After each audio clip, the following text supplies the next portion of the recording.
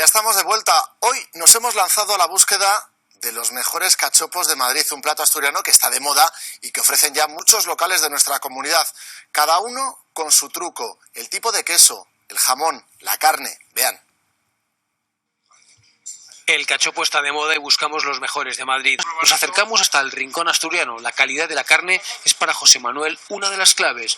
Presume de ganadería propia. Nosotros la pieza que solemos poner casi siempre es de la pierna de la ternera y es la pieza de la tapa.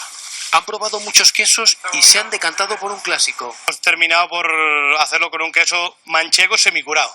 ¿Por alguna razón? ¿Por la jugosidad? Por la jugosidad, la forma que queda fundido. El otro ingrediente clave, el jamón, tampoco se descuida. Nosotros ponemos jamón ibérico como el que estamos viendo aquí ahora. Y nosotros elaboramos uno de los cachopos más grandes de Madrid.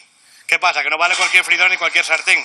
Lo bueno de un cachopo es que cuando se fría y el cliente lo va a degustar, que esté crujiente. O sea, que el cachopo tiene que llegar y estar crujiente y no estar aceitoso. Este super cachopo se presenta en una bandeja, partido y acompañado de patatas y pimientos. El cachopo de la casa.